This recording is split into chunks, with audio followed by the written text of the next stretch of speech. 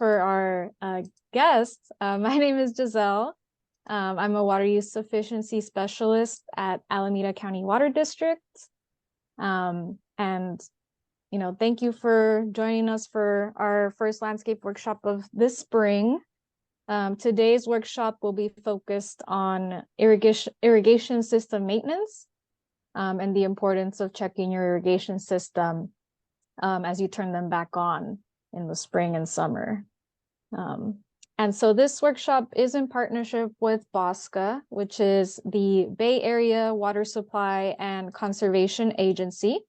And so I'll go ahead and first go over today's agenda. So first, I'll start off by just providing some background about the Sprinkler Spruce-Up campaign. As you may have noticed, our workshop title includes this phrase. So I'll just provide some information about what exactly that is. Then I'll go into some background about Alameda County Water District and BOSCA and our partnership. And then we'll go ahead and jump into today's feature presentation by Frank, who is an irrigation expert and will be sharing his knowledge with us today.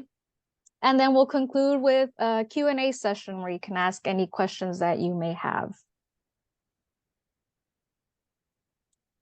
So quickly, some Zoom logistics. So everyone that joins is muted by default, but if you have any questions during the presentation, please feel free to type them into the Q&A box. And so we'll be looking at that for any questions.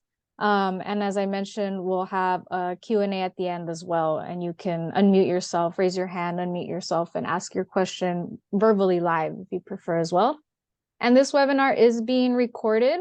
And so we will make it available on our website shortly after today's presentation. So as mentioned, there's this workshop today is about irrigation system maintenance.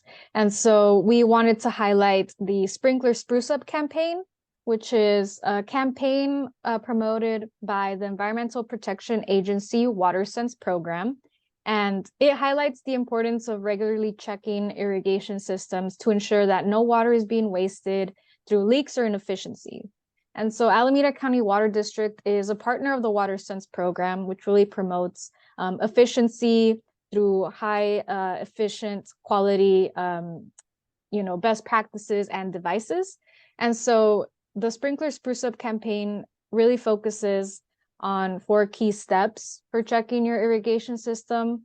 Inspect for leaks, connect sprinklers and valves, direct sprinklers for best water coverage, and select a WaterSense labeled irrigation controller. So just some quick, tips that they highlight when looking at your irrigation system in a holistic way. And you can find more information and resources at the EPA WaterSense website that I put on the slide there, and learn more about, tips and tricks for checking your irrigation system. And so we did highlight that there's a look for WaterSense label that's kind of part of this program. And so WaterSense tests and certifies different types of devices like irrigation controllers and faucet aerators and toilets to really make sure that they are high quality and saving water. So that's a great label to look for next time that you're upgrading any water using devices in your home. All right, so now jumping into Alameda County Water District. It's our mission to provide a reliable supply of high quality water at a reasonable price to our customers. We were founded in 1914. We have over 100 years of providing service to the cities of Fremont, Newark, and Union City. And we serve about 344,000 customers in our service area and have over 84,000 connections.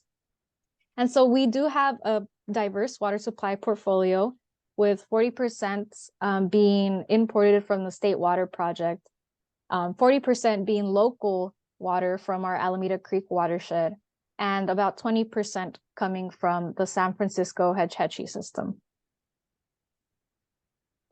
So just quickly, I wanted to highlight some of the water use efficiency programs that the district offers our residential customers. Some of them that are relevant to today's topic include our irrigation hardware rebate. So, after today, if you go out and check your irrigation system and you find, for example, any broken or leaking sprinkler heads, we do have an irrigation rebate you can apply for so that you can replace those sprinkler heads. It's up to $5 per sprinkler head. And so you would just go on our website and apply for that rebate. We also have a new weather-based irrigation controller rebates where customers can receive a rebate for a WaterSense labeled irrigation controller that they connect to their irrigation system.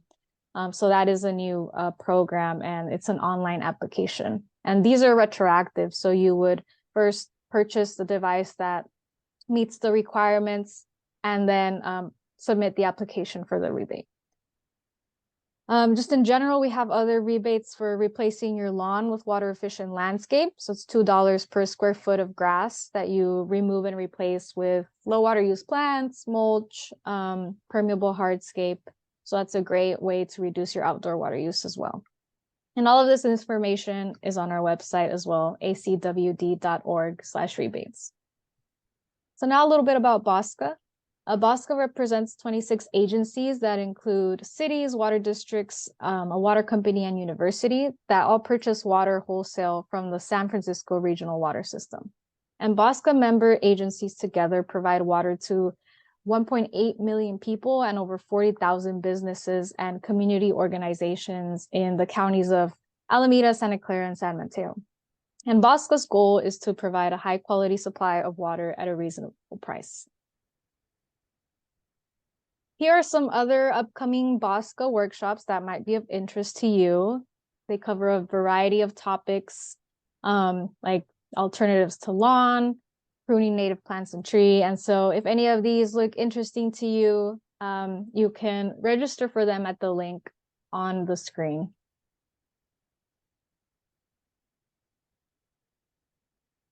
And so today's workshop focuses on using water efficiently outdoor through irrigation. And outdoor water use represents the single largest untapped opportunity for conservation in the BOSCA service area. Outdoor water use reduction through the use of water efficient plants and innovative techniques can help conserve water and ensure that future water supply needs of our communities are met. So that really highlights the importance of really making sure that your outdoor water use is efficient. Now, just a quick disclaimer about today's workshop. The presentation is general in nature, not intended to be an exhaustive review of the subject. The information in this presentation does not necessarily reflect the policies of the district, BOSCA, or other member agencies. And the presentation information products are provided as a courtesy to participants, not endorsed by the district, BOSCA, or other member agencies. And so just some quick announcements before we get close to today's feature presentation. We do have a second workshop coming up next week on Wednesday, the 17th from 6:30 to 8 p.m. This one will be focused on alternatives to lawn, so really focusing on water efficient landscape. It will also be presented by Frank. And so you can register for this workshop as well if you go to acwd.org/calendar, and it will be a Zoom webinar, free Zoom webinar as well. Another announcement that may be of interest, the district is hosting a facility tour of our water treatment plant number 2 on May 11th from 10 to 11:30 a.m. And so spaces are filling up. But if this is of interest to you, if you were ever curious about getting a more in-depth explanation of how our treatment plant works, this is a great opportunity to see it all in action. So go ahead and, you can scan the QR code right now that's on the screen, and I'll send this out via email as well so you have it. Or you can go to the link, the bit.ly link. Go ahead and register. It's a great opportunity. Highly encourage it if it's of any interest to you. And that is May 11th from 10 to 11:30 a.m. And just finally, if you have questions about any of our water use efficiency programs, if you're considering applying for rebates, need help throughout the process, please feel free to reach out to our water use efficiency team. You can contact us via phone number or email. It's on the screen, and we're happy to help. All right. Now, it's great to have Frank with us here today as our experts. I just want to provide a quick introduction before he takes it away. So Frank has been a gardener for over 55 years, and he has degrees in horticulture from Cal Poly, San Luis Obispo, and the College of San Mateo. He has a business psychology degree from the University of San Francisco. And he's been a part of multiple professional organizations like the California Landscape Contractors Association and the Association of Professional Landscape Designers, and has won various awards throughout his career. And so we're very lucky to have him with us here today to share his knowledge and expertise. He's an educator, researcher, writer, poet, and chef. And so I'd like to welcome Frank to, provide us with all the tips and tricks for how to maintain a working irrigation system. Thanks, Frank. I'll let you take it away. Thank you. All right. So as Giselle said, I was a contractor for 38 years. And contractors don't call them irrigation systems. They call them irritation systems because 70% of your problems in a landscape are irrigation related, either too much or too little. And so it's very important when you're installing a system that you install it correctly. Giselle also mentioned that you should be installing high quality parts in your irrigation system.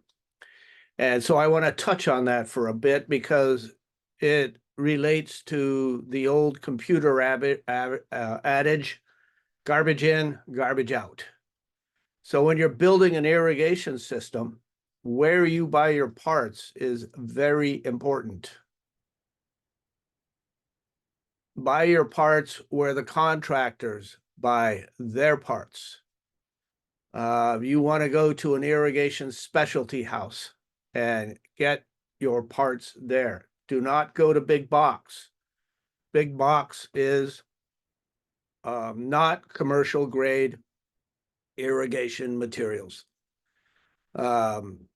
Very few competent irrigation specialists go to big box. They'll go to something like a Site One. And if you look at Site One, they have just about everything that you could need for an irrigation system. The trick with going to these irrigation supply houses is don't go when the contractors go because they'll ignore you. They don't want homeowners in there when the contractors are buying. So my irrigation bill was $10,000 to $20,000 a month with these people. So Frank comes in, he gets the donuts, he gets the coffee. Homeowners get ignored. So you want to go in when Frank's not there. And Frank is usually there early in the morning, 7 to about 9:30. So 9:30, the contractors have cleared out and the people on the desks will help you. But during that early morning rush, they won't.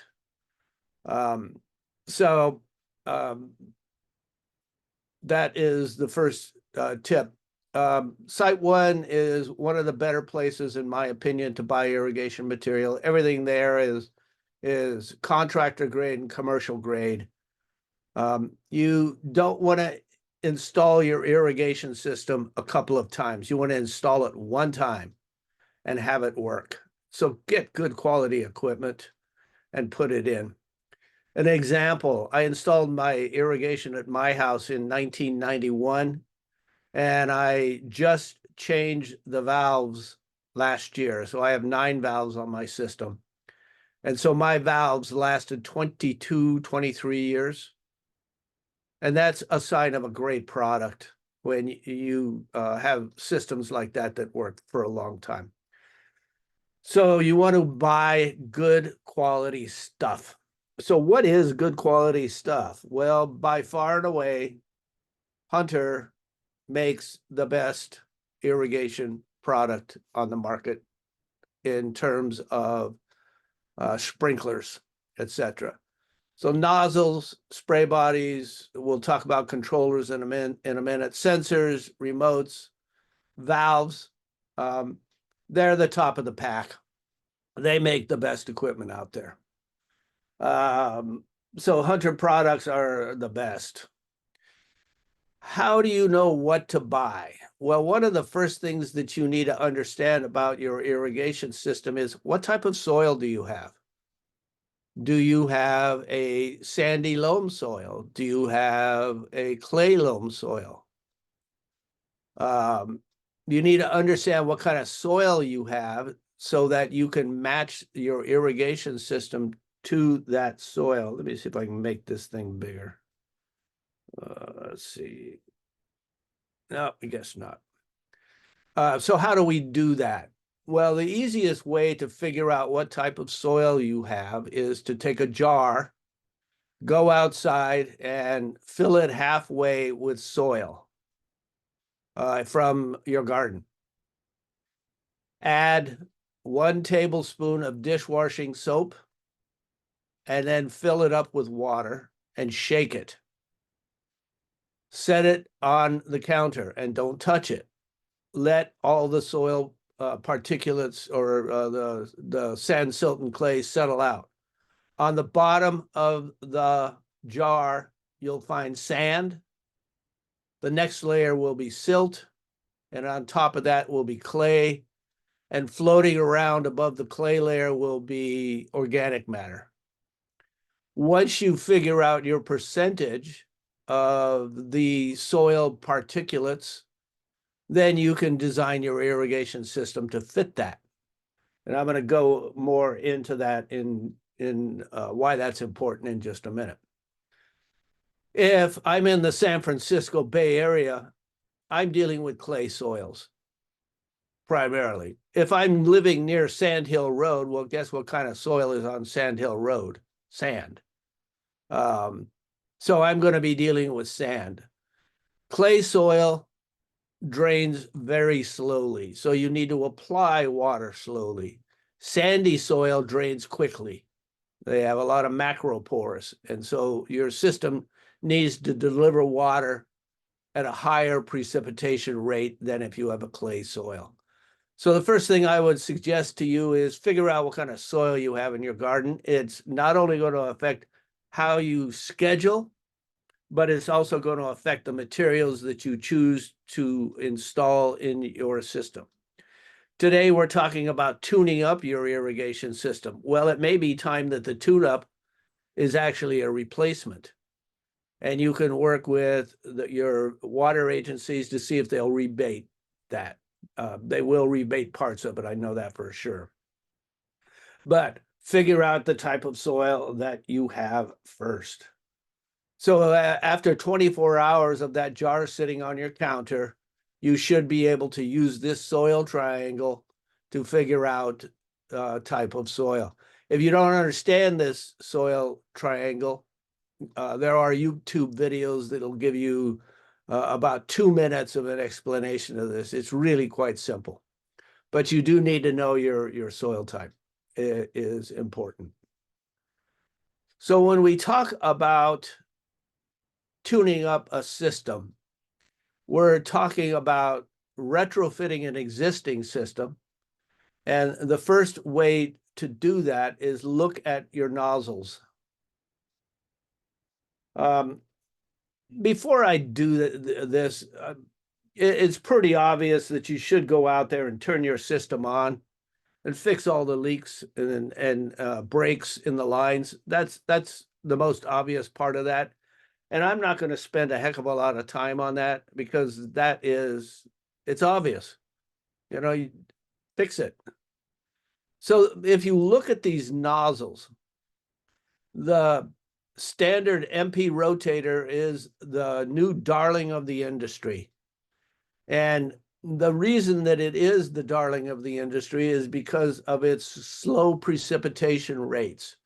it puts on water into the landscape at 0.4 inches per hour. That's a very slow application rate for water. If you're dealing with clay soils, this gives the water ample time to get into the soil without the nozzle causing runoff.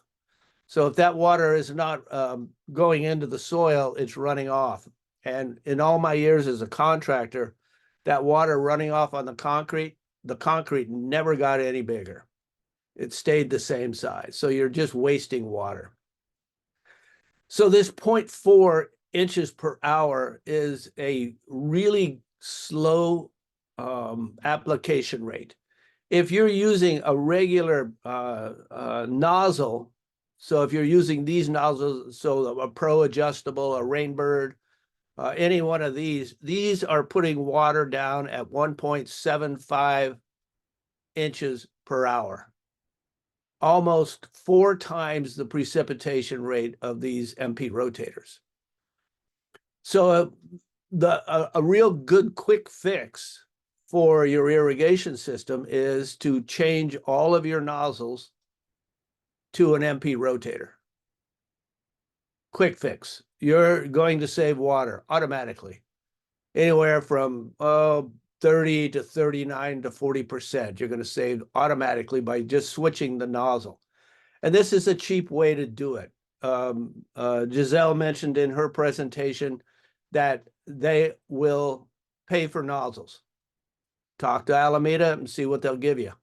If you can go in there and retrofit your irrigation system by just changing the nozzles, that's a real easy fix. Don't forget about the filters on an irrigation system. Everybody forgets about the filters. They see these things and they throw them away. Don't do that, because you can't adjust a nozzle unless you have this filter in place. It is where the set screw sits when you're adjusting up and down. So these nozzles have a small set screw right here, and by moving this set screw up and down, it seats into this filter. About once every 2 or 3 years, you want to go through your system, remove all your filters, and replace them. Don't even try to clean them. They're 16 cents a piece. That's cheap. Just buy all new filters and replace them. It's easy peasy, lemon squeezy. And that's a quick way to get your system back up and running. So about every 2 or 3 years. And that really depends on water. So our water has particulate matter in it. No matter how hard the cities try to clean that water, you're always going to get tiny pieces of stuff, soil, rust, that are going to get through the system. It's not 100% perfect. It's about 99.99% perfect. And kudos to the city for being able to clean that water. But these filters are there for a reason. They're there to pick up that additional 0.1% that breaks through the system and will clog your irrigation system as they operate. It just builds up over time. So just get these filters out of there about once every 2 or 3 years. When you're tuning up your system, and today is an excellent day to tune your system up, it's raining. Go outside and pull your system apart. Contractors have already done their systems. They start in February because they know that as soon as the warm weather hits, they're under the gun to get these systems up and running. So just get out there and pull the nozzles off. Look at your filters. If the filters are full of particulate, then just buy new filters. It's just an easy fix. 16 cents a filter. It's nothing.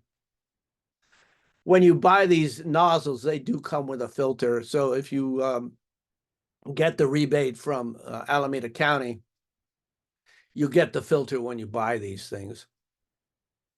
So the MP rotator is one of the best nozzles in the industry right now. They come in 3 sizes. The radiuses are from 8 to 35 feet. So the easiest way to remember this is the MP 1000 is anywhere from 8 to 15 feet or 10 feet. The 2000s, 20 feet.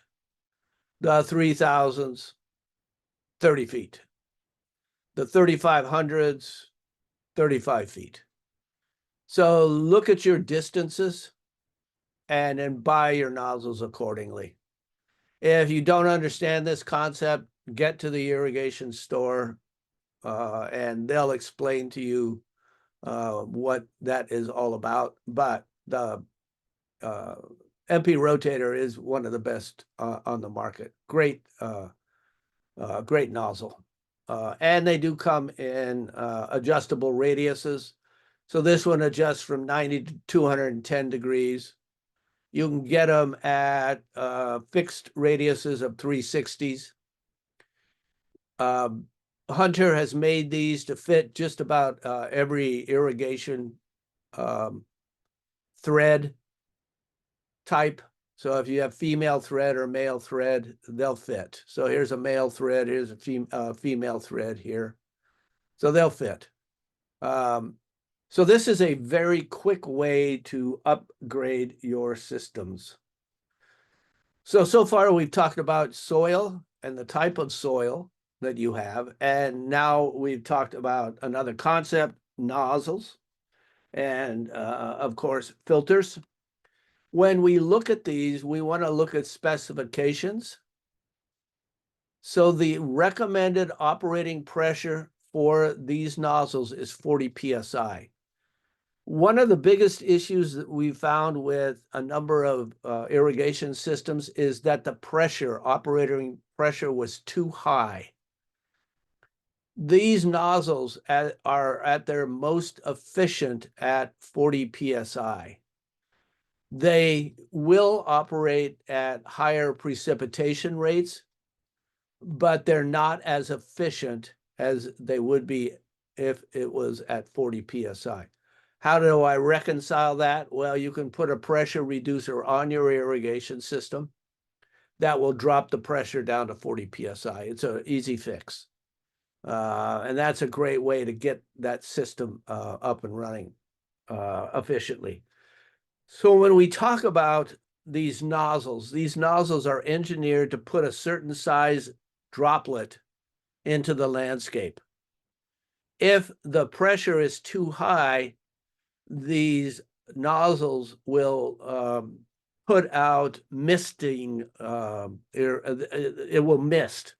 And the problem with that is that if there's the slightest amount of wind, that misting water does not go to your irrigation system. It gets blown all over everything but your landscape. It's on your sidewalk. It's in your neighbor's yard. And so this is a very important concept in that you want it at 40 PSI. Okay, so nozzles. We also want to talk about micro irrigation. Before I do that, let me talk about valves. So if you're using a spray system, you're going to be using a certain kind of valve. And you want a really good valve. The valve is the heart of that system. It's not so much the turn on part, it's the turn off part. A improperly engineered valve will not shut off. And that usually happens when you're on a 3-week cruise to the Caribbean. Your irrigation system comes on and it stays on for 3 weeks. That's not good. So you want a good quality valve so that it shuts off. You also want to make sure that if you're doing a spray system, that you're doing a PGV, an ICV, any one of these valves. Don't do the PGV ASV. These are above ground valves. You want valves that sit in the ground. Absolutely. These will last, but they won't last as long as a valve that's in the ground. Ultraviolet light will break the plastic down on these, you're going to get a lifespan of anywhere to 7 to 10 years. Where valves in the ground, I got 23 years out of mine, and I felt that was very adequate. So when we're talking about valves and specifically drip systems, well, we're going to get involved in drip systems in a minute. This drip control zone kit is something that Hunter makes. You get the valve, you get the filter, and you get a pressure reducer. So when we deal with drip systems, we're talking about 40 PSI, 30 PSI, and they have down to 25 PSI on these drip system valves. So they make one specifically for drip systems. When we're talking about a drip system, we're applying water in gallons per hour. When we're talking about a spray system, we are talking about gallons per minute. So we need a special valve that's going to shut off on a low flow. And Hunter makes a series of these valves that will do that. Most of the time you're going to use this one. It's the 3/4 inch with a 40 PSI, or you're going to be using one that's around 30 PSI, and they have them in here. So these drip valve kits are make it real easy to install. Okay. So if you're thinking about, if you've got a spray system and you know it's inefficient and you want to upgrade that spray system, then it's time to think about a drip system. And let's see, I need to find that piece. Let me stop sharing on this one and go to another screen. There we go. So this was Urban Farmers' recommended coastal dry season monthly watering schedule, and they have drip emitter line, and it will give you an idea of how to irrigate this stuff: March, April, May, June, July, August, September, October. And what they're talking about is the amount of water that's put down in a specific area in a specific amount of time. And so if you go to the Urban Farmers website, they do have schedules like this. But there is also another one I want to share with you that's put out by the California Landscape Contractors Association. And I know it's here somewhere. Oh, here we go.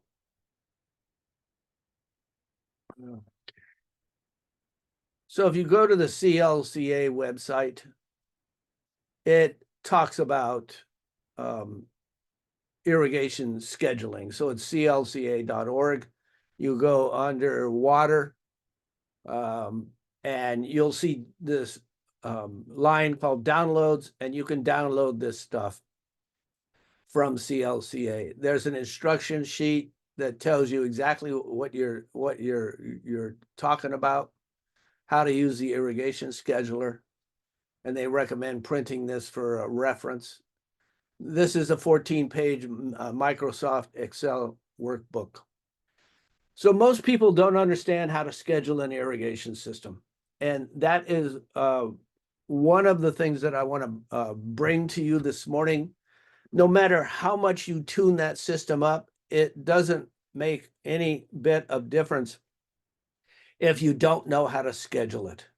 And so we're going to talk about some terms and how to use a scientific method of scheduling the irrigation system.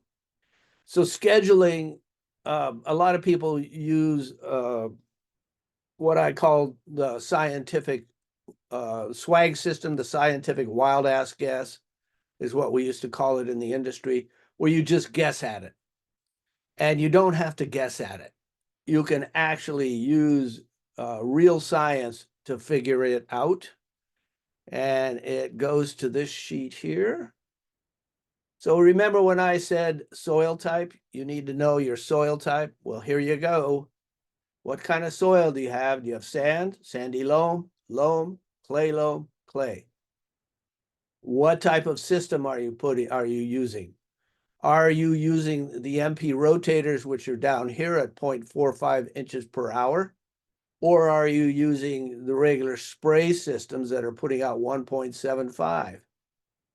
So if I'm on a sandy soil and I'm using this spray system, then my scheduling on a mild sandy slope is 5 to 16 minutes.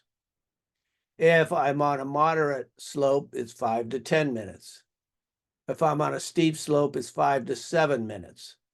And what I can do is break this in half, put on 3.5 minutes, wait about 20 minutes, and then put on the rest of the 3.5 minutes. That's called cycle and soak. And most of the modern controllers will allow you to do that. So this scheduler using the min-max station runtimes is very good information. If you don't know what your system is all about, then this is another worksheet that will say, all right, station number 1, what have I got? I've got turf. Do I have a ground cover? Do I have shrubs and trees? Or do I have natives?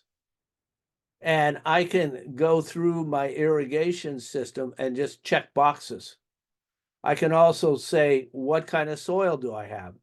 Sandy, sandy loam, clay loam, or clay. And I can check boxes for all of this. What's my slope?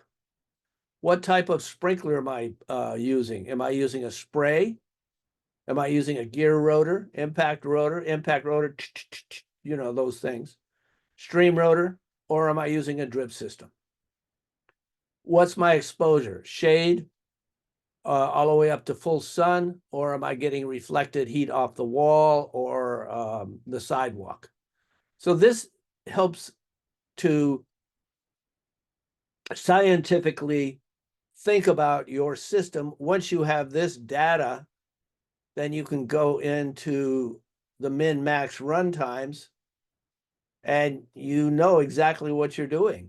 So if I've got a clay soil, I'm putting water down for 5 minutes on this side of the system, the spray side, and I'm doing anywhere from 4 to 5 minutes. And I can also do cycle and soak. If I've got rotating nozzles, since the rotating nozzles are putting down less water in the same amount of time, you're using more time. So if I'm on a sandy soil, I'm applying water for 50 minutes in comparison to 16 minutes on a 1.8 inch per hour. So you need to know what your nozzles are all about. You also need to set up a schedule. And I want to go to here. In fact, there's a better one that we used to use, but I'll show you this one first. So this is a controller programming chart. All of your irrigation systems should be in a chart that is in the irrigation controller box. Every time you make a change to that controller, you need to document that. And I'll show you an example of that. Oh, I didn't mean to do that. This is what I meant to do. There we go. And I want to go back to share screen.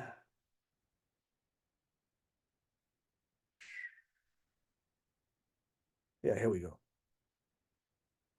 So this is a irrigation controller sheet. And it just tells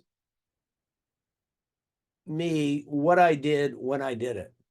So on May 17th, I came in and I changed this controller and I put time in. I also came in, or no, I came in on the 31st and adjusted it. And it has both of the dates here. So here's the 17th, here's the 31st. I need to track my changes. If I get to a job site or my own house and I don't know what the change was from to, then I'm not scientifically thinking about this system. So I made changes. The way we used to do it as a company is all this information was on an iPad, and you can do this on an iPad or on your computer and store it on your computer, and you have a living record of how you made changes to this system. So you want to document your changes. So we would also have the battery. The battery is changed every spring if I have a controller that has a battery in it. Where's my backflow? Where's my controller? Which crew was responsible for this on the maintenance side?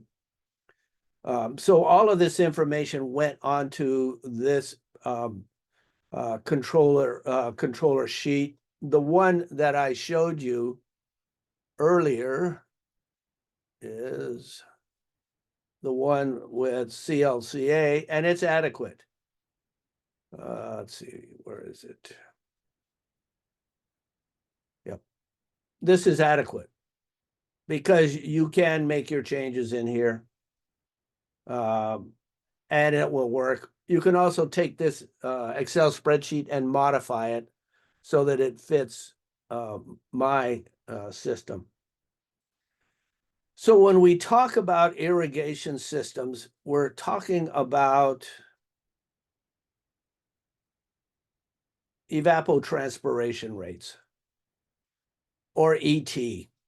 Evapotranspiration means that when you apply water, a certain amount of that water is going to evaporate.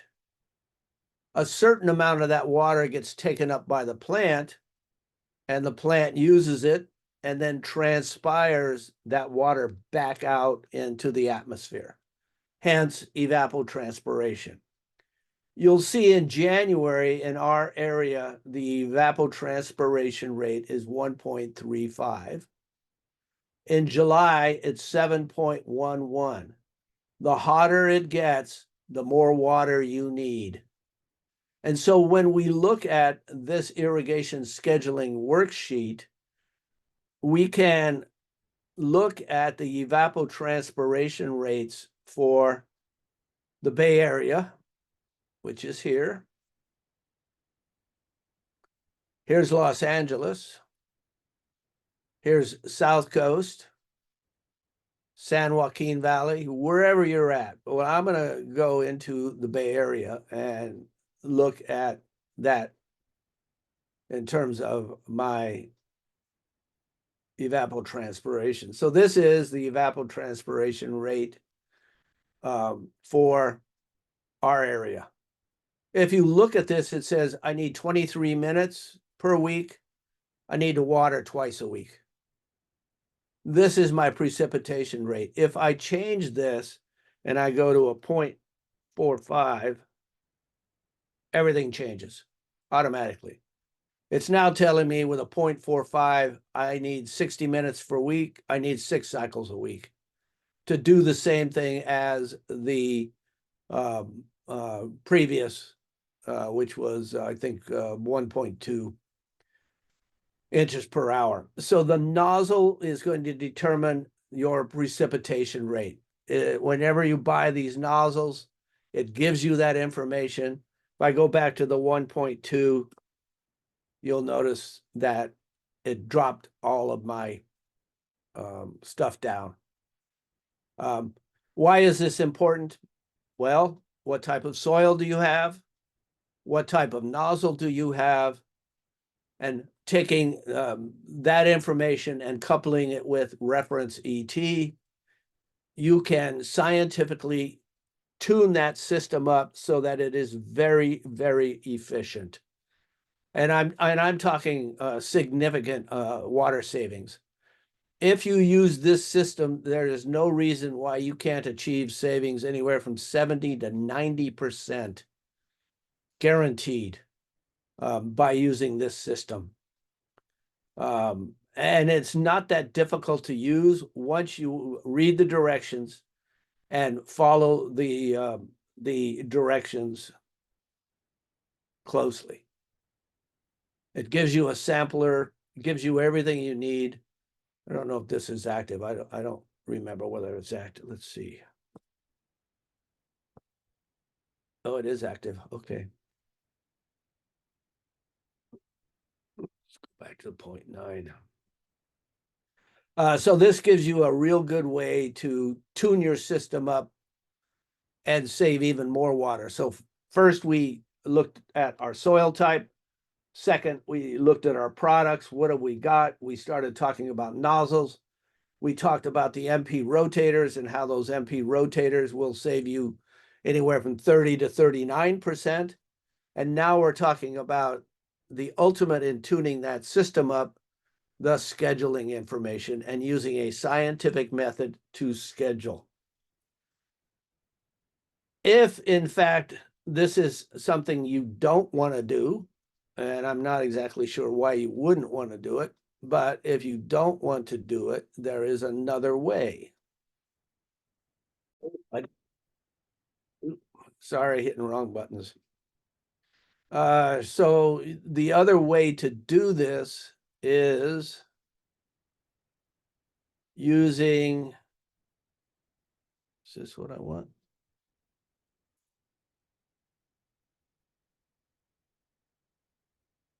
Nope, it's not what I want.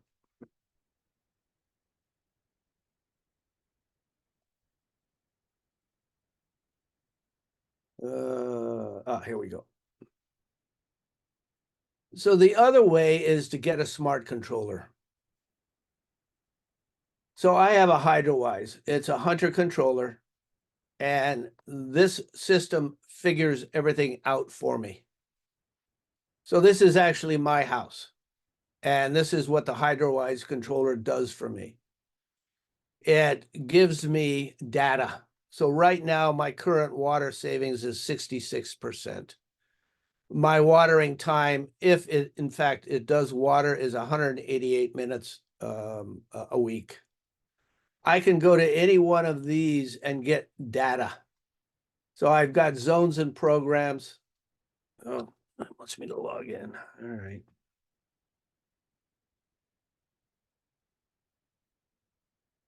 Come on, machine. I can go into my zones and programs, and I can go to, let's just say, front curve, and I can look at information. So I have what is called a virtual solar sink. What this is a weather station that's 2 blocks from my house. And what this controller does is it takes that information that's 2 blocks from my house, it dumps it into this controller via Wi-Fi, and it automatically programs my controller. So it watered on the 12th for 6 minutes. It watered less due to the virtual solar sink. And then it watered for another 14 minutes because I have it on cycle and soak, which is part of the programming. So I got a total of 20 minutes on this particular station. I can go to any one of my stations and see exactly what is going on with it. So I have it set up for predictive watering. Wind above 27 miles an hour, it shuts it off. If there is a 36% chance of rain, which there was, it will shut it off. I can have it shut off for 7 days due to rain, which my system is set up to do. It's set up for cycle and soak. It's set up for 7-minute cycles, 45 minutes soak. So I can do this with any of my valves or hydrozones. I can also get reports. These reports are important to me because it tells me something about my system. It gives me my schedule, and it's all color coded. And I can tap on any one of these. So I can look at front curve. And it was aborted due to high weekly rainfall. So it stopped watering. I can look at the sensors. I can also look at weather. It'll give me a weather chart. So today is April 13th. I can go to April 13th. It says that we had 0.831496 inches. It was 100% chance of rain, 73% humidity. The wind was at 13, and the temperature was at 57 Fahrenheit. So I can look at temperature and see what my system is doing according to temperature on any of these parameters. I can look at weather station temperatures. I can look at rainfall events. So it has not recorded the 13th yet, but it will. So on April 4th, we had about a little over a half inch of rain. Here's the 29th. We had a lot of rain that day. And I can compare this to what's going on with my system. I can look at monthly evapotranspiration rates on this controller.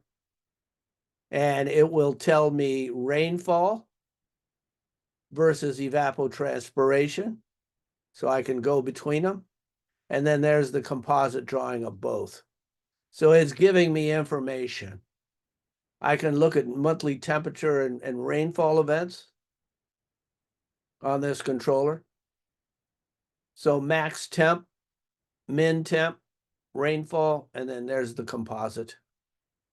So it's giving me data that I can use to program my controller. Evapotranspiration rates for my particular area. It tells me exactly what's going on out there. So this is Foster City, where I live. My value was 0.09 inches. So that was my evapotranspiration rate. The evapotranspiration rate is dependent on a couple of things. It is dependent on heat, obviously, how much solar radiation we're getting, how much water is in the landscape, whether it's applied by rain or whether it's applied by my system. So this system couples the amount of water that I'm putting down on my system through my irrigation, and it couples that with the amount of rain that I'm getting in my area. And that's why I like this system so much. My average savings on this is significant over the years that I've had this machine in place. I'm at 80.6% average savings of water, which is significant. So that's why I recommend the HydroWise system. It is a great system. I want to start talking about drip systems now. If you have a regular spray system and you want to convert that spray system to a drip system, I'm looking for something. Here we go. This is Netafim. So Netafim is a product that's been around for about 40 years. And this is a drip system. It is one of the best drip systems on the market. Netafim knows how to do it. They've been doing it for ag, landscape, greenhouse, wastewater, mining, and recycling. They've been doing it for a long time. And so they know how to get water down. One of the hearts of any drip system is your filter. Amiad makes the best filters. So if I come in here and I look at irrigation let me go into landscape irrigation and look at the filter systems that Amiad puts out there. Yep, I'm in the United States.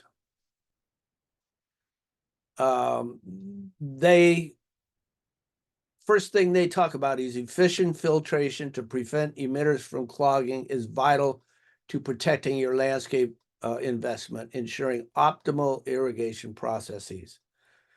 So a drip filter is very important to a drip system, and Amiad makes the best. You can get the drip system from Netafim, and it is or the filter system from Netafim, and that is also a good filter. But in my house, I have all Amiads. The filter is probably the most important part of this system, because these drip emitters can clog, and you don't want them to clog. So when we talk about drip irrigation, we're talking about applying water very slow and low. And Netafim has a number of products that are very well designed, and they will save you water. They've got the new NetBow system for containers. If you've got some containers at your house, the NetBow is the way to go. This whole thing is on drip. So this picture here, everything here is on drip. If you go to Las Vegas and you go to the Bellagio, the entire landscape of the Bellagio is all on Netafim drip. Netafim gives you a calculator, and this calculator is helping you make smart choices when it comes to the irrigation system. When we talk about the drip system, we're going to be talking about this tech line, which is the hose that it uses. And I'm going to, well, they do have filters, they have valves, drip line components, but I want to talk about the drip line. So tech line is the product that most people will be using in their landscape. Tech line comes in two sizes, 12 mil and 17 mil. Don't buy the 12 mil. The better product is the 17 millimeter size, or half inch. Everybody calls it 17 mil. And the tech line comes in different application rates. And I'll need to find that. I think this is it here. Yeah. So it talks about the different emitters, and it also talks about the different application rates. So these are inline emitters. So you can see on this picture, there's these holes. These holes are spaced at 12 inches, 18 inches, and 24 inches. You can also get one, they don't talk about it much, but there is one that is 6 inches. What's your crop? If I'm growing spinach, I'm going to use the 6 or the 12. It also has different flow rates. So if you look at these numbers here, it's 0.9 gallons per hour, 0.6 gallons per hour, 0.4, or 0.26. Remember when we talked about your soil type? Well, 0.4 and 0.26 is designed for clay soils. It's applying water slowly. If you're on a sandy soil, you're applying water at 0.9 gallons per hour. If you're on a loamy soil, 0.6. So that's why these specifications are important. Bending radius, 7 inches. It means that you can bend this thing before it kinks at 7 inches. maximum recommended system pressure, 58 PSI. I'm running mine at 30 PSI, and I have a pressure reducer. They have a minimum pressure required of 14.5. Not going to worry about that. You can buy this in rolls of 100 feet, 250 feet, 500 feet, and 1,000 feet. If you've got a large property, it's recommended you just buy a 1,000-foot roll if you're going to redo your entire system. They do have a filtration minimum of 120 micron mesh filter, and you can buy that from Netafim. This is a great product, and this is the 17 mil drip line or tech line CV. This is an excellent product. People always ask me, well, do I bury this? No, you can lay it on the surface and then just put mulch right over the top.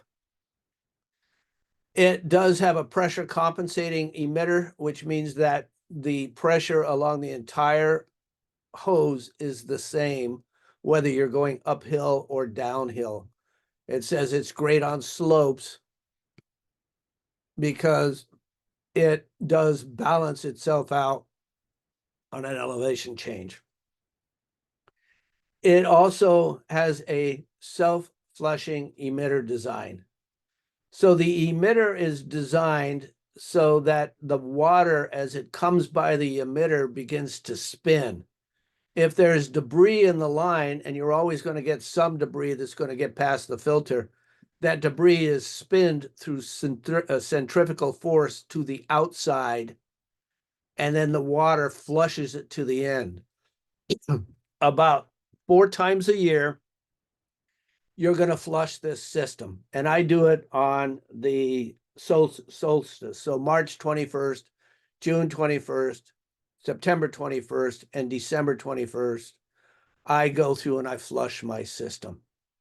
And all that means is I'm removing the end cap on the end of the system. I turn on the water for about a minute and flush all of the particulate matter that may have gathered in that system out of the line. The system is easy to install. It is a no-brainer. They will even tell you how to install it. If I can find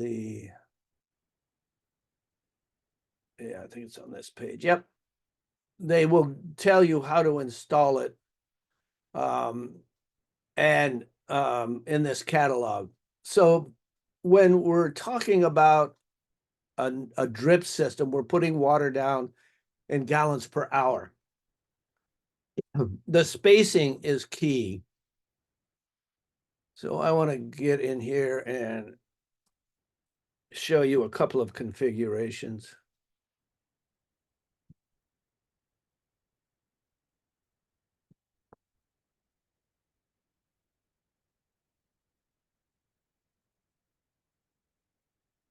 I want Netflix.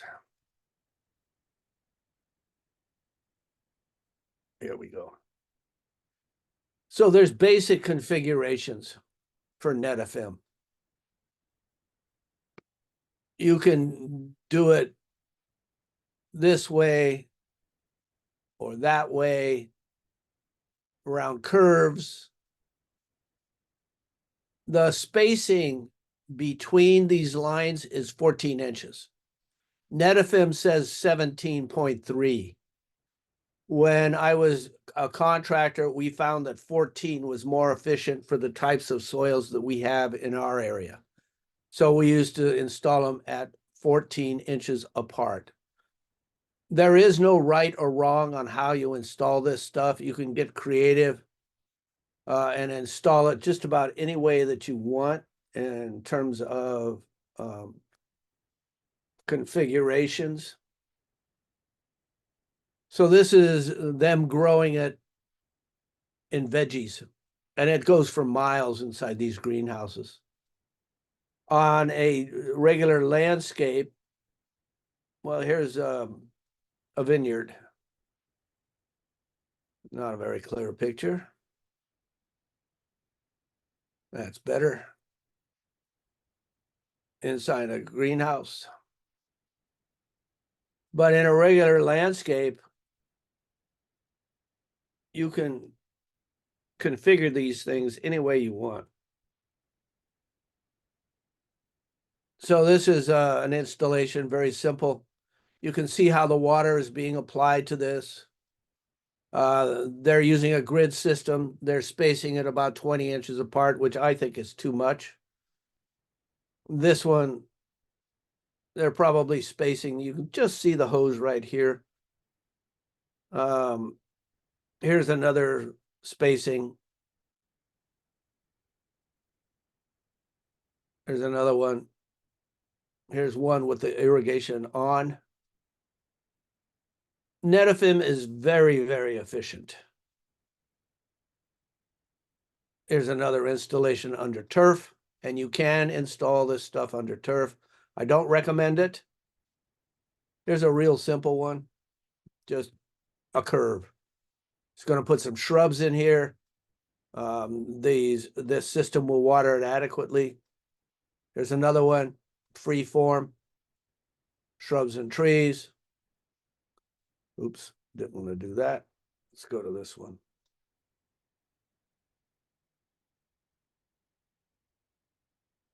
And I noticed one that is showing flagstone. If you're going to be putting plants in and around your flagstone, Netafim is the way to go. Real easy, just follow the patterns of the flagstone. Put your plant material in there, and you are good to go. So let us review. All right. So we started this presentation saying that irrigation is 70% of the problems in a landscape, either too much or too little. If you have too much, you're going to have issues with funguses, fungal problems, and diseases, Bacteriosphaeria, verticillium, well, not so much verticillium on the too much. Verticillium is more so on the dry side. But Bacteriosphaeria, Armillaria, Malia, oak root fungus. So too much, your plants are going to rot out. Too little, and of course, we know what too little irrigation is. The sweet spot is difficult to achieve if you're guessing at it. If you use the charts that I've shown you and the material that I've shown you, you can dial this irrigation system to a point where you're at a very high rate of efficiency. 80% is easily achievable. And you're going to save water and money. So when I had my company, we actually partnered with our clients, and we told them that if we saved them money, then we wanted half of the money that we saved them. And they couldn't figure out what was wrong with that because they still got half. And so we implemented that with all of our clients. I had 130 clients that we were managing. The first year we started this program, my profit on it was $150,000, which meant that I saved over $300,000 to my clients on their water bills. And I have to tell you, it was pretty easy because I used exactly what I showed you to do it. There's no secret. It was just using a scientific method to manage water efficiently. So know your soil type. Once you know your soil type, and that's easy to do, fill that jar up with soil and water and a little bit of a detergent so that makes that water wetter. Shake it for about 4 or 5 minutes, put it on the counter, let it sit for 24 hours, and then read it. And then go to your soil triangle and figure out what kind of soil you want. If you don't understand the concept, there's a YouTube video on it. YouTube has videos on everything. We talked about where to buy product and what product to buy. You want to buy high quality product. You want to install this system one time, not two or three or four. It's easy to install. If you need assistance, then talk to the people at the irrigation stores and they can help you install this system. It's not that hard. If you need to hire somebody, I would suggest going to the CLCA website, the California Landscape Contractors Association website, and there is a find a contractor button. Find a contractor who specializes in irrigation systems and bring them in to help you design and install your systems. We talked about filters. We talked about the types of nozzles that are out there. And then we went into the Netafim systems, the drip systems. It is very simple to convert a regular spray system to a drip system. If you have a regular spray system, then you're going to go to each of your risers or pop-ups, and you're going to remove all of them except one. You're going to plug those lines, and then you have a point of connection. Once you have that point of connection, you can use your existing valves. Don't have to put a new valve in, and attach your drip system to that point of connection with a pressure reducer and a filter. So we talked about converting spray to drip. We talked about pressure reducers and filters and how important those are to a system. I gave you some advice about how to increase the efficiency of your irrigation system using a smart controller. And remember, smart controllers are dumb.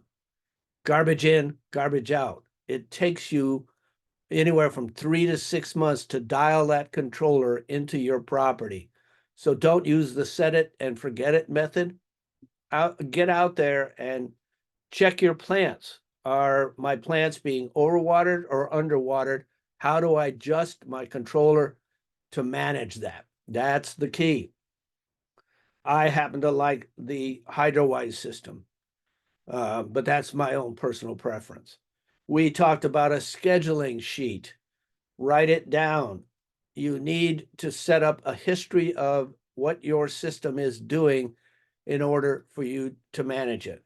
If you buy a car, they give you a booklet that says at 5,000 miles, you need to do this. Well, it's the same with the irrigation system. At each time you change that system, you need to write it down. If you take your car in for service, they write it down for you. It goes into the computer. You show back up at your dealer and everything's in the computer. They say, oh, today we're going to. Well, it's the same with irrigation systems. You want a record of what you did on that system. So when the rain stops, get outside, turn your system on, see what it's doing, and then make your adjustments accordingly. Any questions, concerns, problems, issues?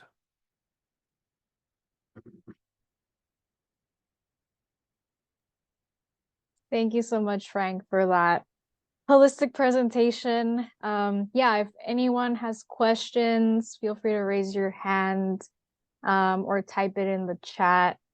We can unmute you.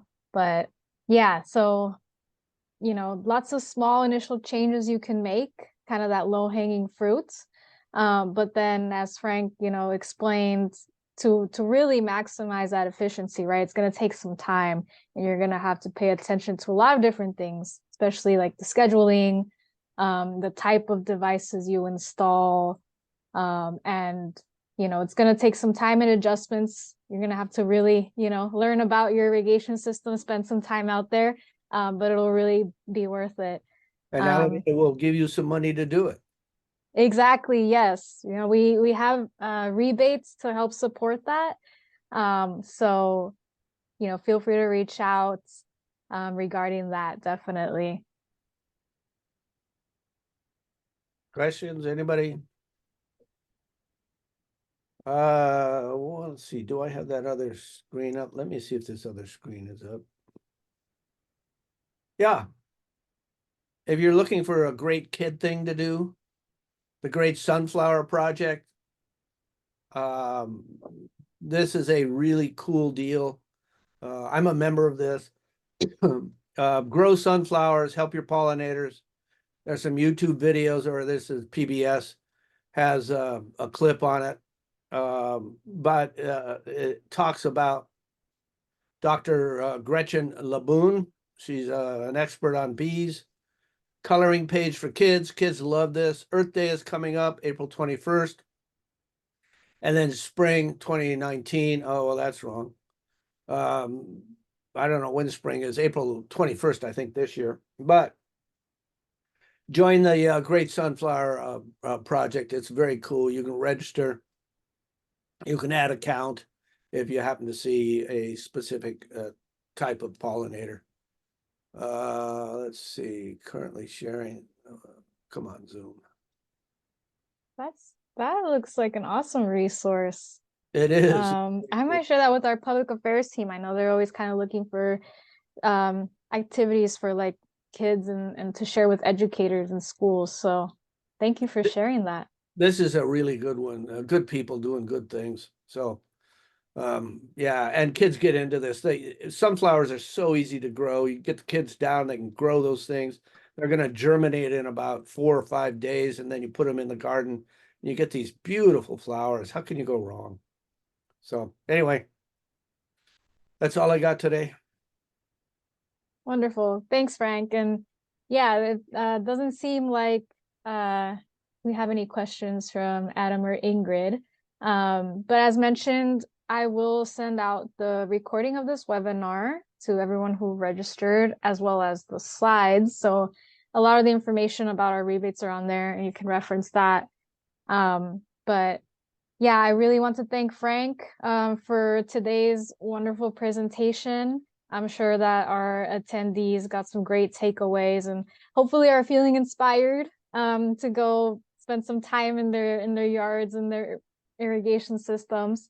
And so, yeah, I want to thank you again, Frank, for spending this morning with us, as well as our attendees. My pleasure.